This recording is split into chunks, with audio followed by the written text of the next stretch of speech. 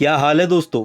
Thursday को हमने इस एरिया के अंदर डिस्कस किया था मार्केट के अंदर करेक्शन हो सकती है।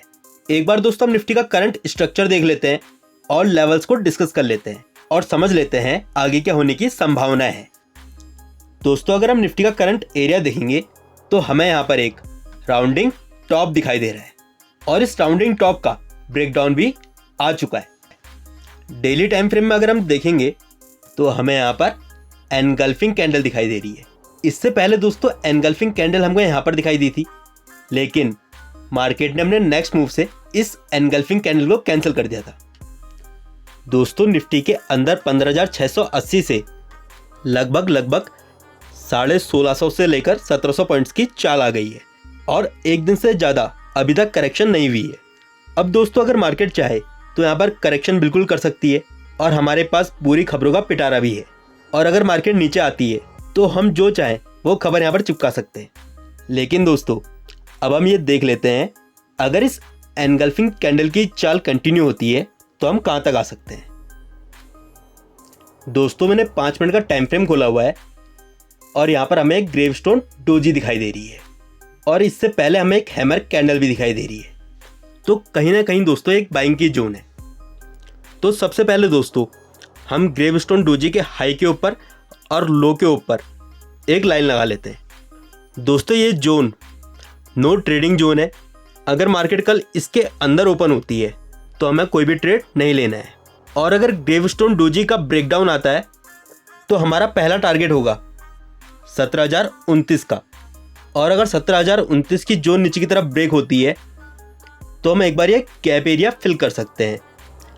अगर दोस्तों 16,975 का लेवल नीचे की तरफ ब्रेक होता है तो हमारा नेक्स्ट टारगेट होगा 16,936 का। अगर 16,936 की जोन नीचे की तरफ ब्रेक होती है तो हमारा नेक्स्ट टारगेट होगा 16,841 का, और अगर 16,841 का जोन नीचे की तरफ ब्रेक होता है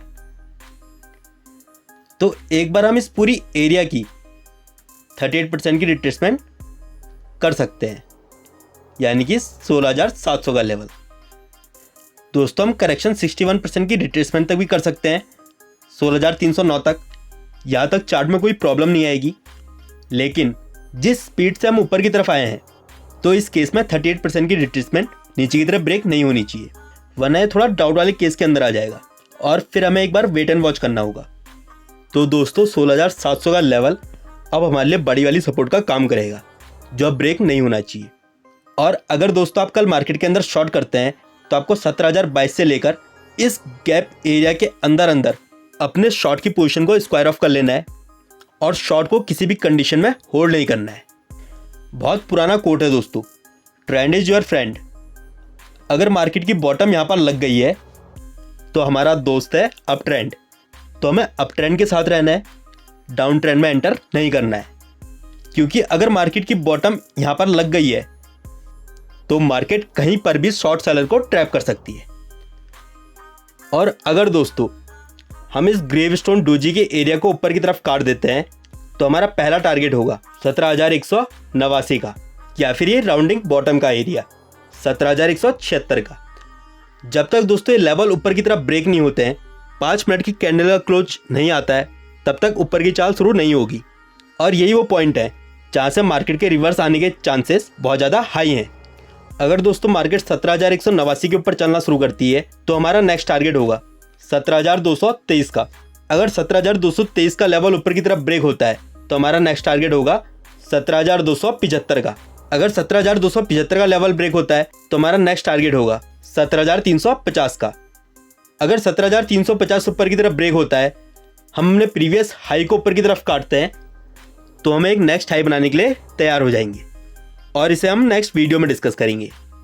लेकिन अभी हम वो एरिया देख लेते हैं जहाँ पर अगर हम पहुँच गए तो हमें दिक्कत आ सकती है।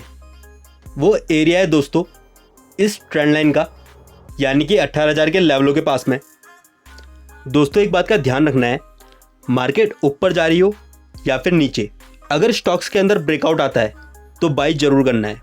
आज भी हमने देखा कीर्ति मार्केट के अंदर शुगर स्टॉक्स और स्टील स्टॉक्स दोनों ही ऊपर थे। दोस्तों आपको स्टॉक्स के वीडियो के लिंक मैं डिस्क्रिप्शन में दे दूंगा, आप जाकर वीडियो को देखो। दोस्तों अगर निफ्टी के अंदर बॉटम लग गई है तो ये हो सकता है निफ्टी तो इसी रेंज के अंदर फंसी रहे ट्रेंड लाइन के नीचे, लेकिन जिन स्टॉक्स की करेक्शन खत्म हो गई है वो 35 से 40% भी ऊपर जा सकते हैं बिना साइजेबल करेक्शन किए हुए।